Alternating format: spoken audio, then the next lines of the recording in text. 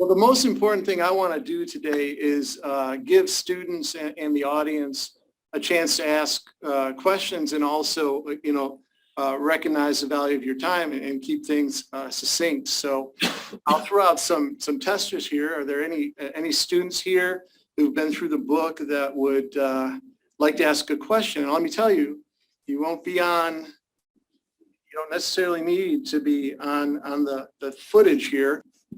In the back. I wanted to ask if you could. Introduce yourself. Oh, and I'm then, sorry. My name is Alex. I'm actually the president of the economics reading group. I was going to ask. Right. Congratulations and thank you. First of all, Ryan and the president, thank you so much for opening my book. You know, when you write a book like this, you know what the hardest part is? Getting people to open it up. So my heart was warmed when Ryan told me that you're all taking a look at the book. It really makes me feel good. So thank you all. But go ahead, Mr. President. Yes, I was going to ask if you could tell us about a cool field experiment you were part of that wasn't included in the book. Oh gosh. Where should I start? I mean, let me talk about the early years, the middle years, and where I am now to give you kind of a sense. So the early years, a lot of you probably don't know this because I don't think any of this is in the book, but my academic career, my interest as an economist really started at baseball card conventions. So you might ask, well, what's a baseball card convention? A baseball card convention is where hundreds of sellers go into a big convention room and they put their baseball and football and hockey cards on the table, and then people come in and buy, sell, and trade. It so happened that I had a huge collection.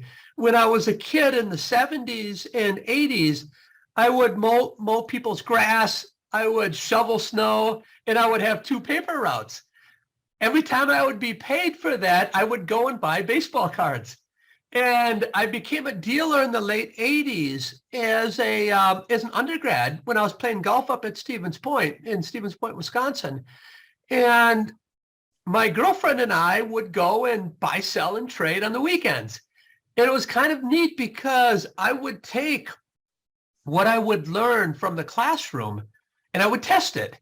And I would find, well, theory's not really right there. And I'd go back into the classroom that week and bother my professor. And I'm sure every professor hated me because they would have these theories. Like I learned game theory, and then I tried some of the bargaining strategies, the old Rubenstein bargaining strategies.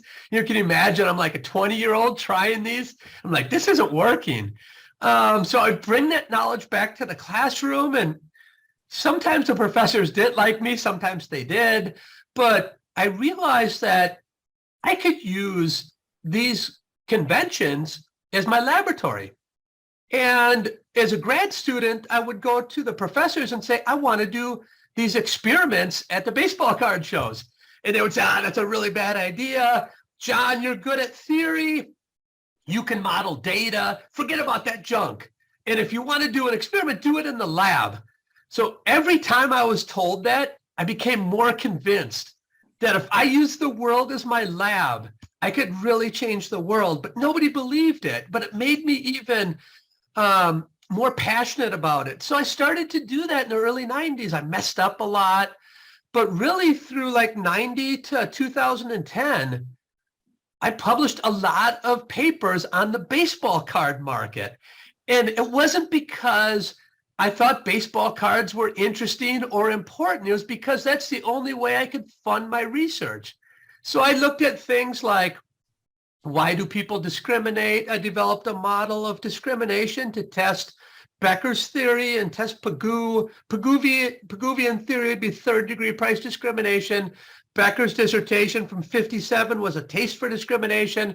So I set up a field experimental framework to test that, and that was published in the 2004 QJE on the nature and extent of discrimination. I looked at how loss aversion might affect market exchange. I looked at gift exchange, all kinds of different stuff. So that never made the book, of course. And then kind of the middle of my career, I worked a lot on charitable giving and the economics of generosity and why are people generous and how can we measure it. That also really did make the show. I started that in 98 and I'm still working in that area. And then kind of the new stuff that I'm working on is a wearable device that I have little kids wear and their caretakers wear. And I'm measuring things like tone, it's called number of turn counts, how many times, Ryan talks and me, then Ryan, then me. That's like 2 turn counts. So what I'm trying to do is I'm trying to look under the hood of the education production function at a young age. So 1-year-olds, 2-year-olds, 3-year-olds, and explore what is the language environment that really gives a kid his or her best shot of succeeding. And I think these wearables we had a paper come out a few years ago in Nature about parental beliefs and how we can change parental beliefs to make them talk more and tune in more with their kids. I think that part's really fascinating because it's one part tech development and then one part huge field experiment to try to really give underserved communities and their children a fair shot. Right now, it's not even close to being a fair shot, but it's really to kind of explore the education production function at a young age and then kind of pair that with our work on skill formation in the adolescent years, which we're doing a fair amount of too. I hope that answered your question. It was probably a little bit too much, but thanks for your question, Mr. President. Yeah, that was a great question, a great answer. To me, when I hear you talking about the baseball cards, that sounds like a book to me. I mean, a nice entry level econ book that goes over some pretty complex ideas, and it would be interesting to a lot of people, I think.